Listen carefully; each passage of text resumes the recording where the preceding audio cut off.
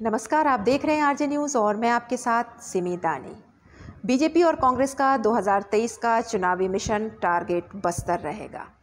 छत्तीसगढ़ की राजनीति में ऐसा कहा जाता है कि बस्तर पर जिस पार्टी ने फतह कर ली, छत्तीसगढ़ उसका है। जैसे दिल्ली की कुर्सी का रास्ता उत्तर प्रदेश से होकर जाता है, वैसे छत्तीसगढ़ की कुर्सी का रास्ता बस्तर से होकर जाता है।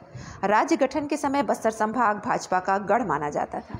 2003 में हुए विधानसभा चुनाव में भाजपा ने बस्तर संभाग की 12 में से 9 सीटों पर अपना कब्जा जमाया था, लेकिन आज की स्थिति की बात की जाए तो बस्तर संभाग आज कांग्रेस का गढ़ हो गया है। 12 विधानसभा सीटों में से 12 सीटों पर कांग्रेस का कब्जा है। आखिर इसके पीछे की वजह क्या है? 15 साल सत्ता में रही भाजपा की बस्तर में पकड़ क्यों कमजोर होती जा रही है? यह भारतीय जनता पार्टी के लिए एक चिंता का विषय है और इसी बात की टोह लेने भारतीय जनता पार्टी के प्रदेश अध्यक्ष अरुण साव, नेता प्रतिपक्ष नारायण चंदेल 5 दिन की बस्तर यात्रा पर गए हैं। छत्तीसगढ़ बीजेपी प्रदेश अध्यक्ष अरुण साव और नेता प्रतिपक्ष नारायण चंदेल सुकमा पहुंचे और वहां उन्होंने बयान दिया कि हम बस्तर की सभी 12 सीटों पर दमदारी से लड़ेंगे और बस्तर बीजेपी के हाथों ही सुरक्षित रहेगा। नेता प्रतिपक्ष नारायण चंदेल ने कहा कि छत्तीसगढ़ कंगाली के दौर पर खड़ा है। कर्ज का ब्याज चुकाने के लिए सरकार कर्ज ले रही है। सड़क के गड्ढे पाटने तक सरकार के पास पैसे नहीं है। छत्तीसगढ़ अपने बहुत ही बुरे दौर से गुजर रहा है। कांग्रेस संचार विभाग के अध्यक्ष सुशील आनंद शुक्ला ने कहा कि जब बस्तर जा ही रहे हैं, उन्होंने अरुण साव और नारायण चंदेल पर हमला करते हुए कहा कि जब आप बस्तर जा ही रहे हैं तो भाजपा के 15 साल के कुशासन में बस्तर में जो शोषण हुआ, जो कत्लेआम हुआ, बस्तर में शांति की बहाली नहीं हुई, उसके लिए बस्तर की जनता से माफी भी मांग लें। आगे वे कहते हैं कि बस्तर के आदिवासियों की जमीनों को रमन सरकार द्वारा जबरिया लैंड बैंक बनाकर बंधक बनाकर रखा गया था।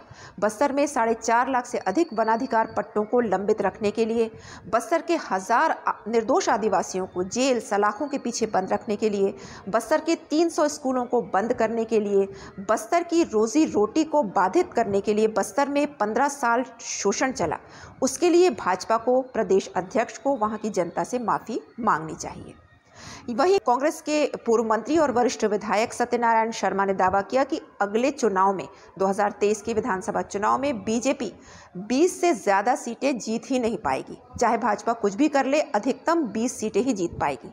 बीजेपी से महंगाई का बदला जनता चुनाव में निकालेगी, क्योंकि बीजेपी ने महंगाई के सिवा जनता को और दिया ही क्या है।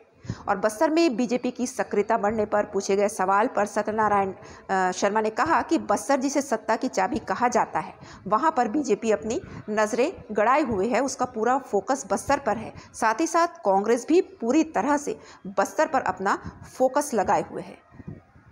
बीते कई चुनाव में देखा गया कि जिस पार्टी ने बस्तर में जीत हासिल की, राज्य में सरकार उसी की बनी।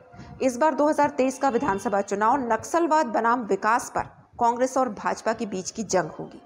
छत्तीसगढ़ विधानसभा चुनाव को कुछ ही महीने का समय बचा है और बस्तर के आदिवासी वोट बैंक पर प्रदेश के दोनों प्रमुख दलों की नजर है। साल 2003 में हुए विधानसभा चुनाव में बस्तर संभाग की 12 विधानसभा सीटों में से 9 सीटों पर भाजपा काबिज थी। 3 सीटें कांग्रेस के हिस्से में आई थी और 2008 के विधानसभा चुनाव में 11 सीटों पर भाजपा ने कब्जा जमाया था और सिर्फ 1 सीट कांग्रेस के हाथ में आई थी।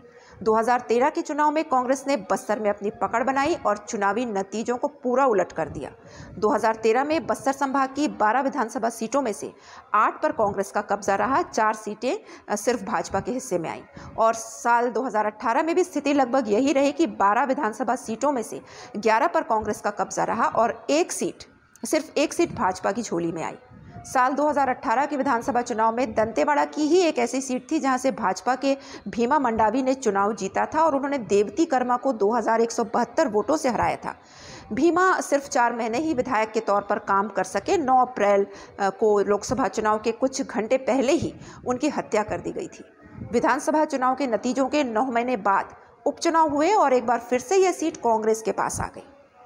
छत्तीसगढ़ का अब भी 40% हिस्सा जंगल से ढका हुआ है। आदिवासी बहुल्य प्रदेश है छत्तीसगढ़। इस वजह से प्रदेश में पार्टियां आदिवासी वर्ग को ही टारगेट करती हैं।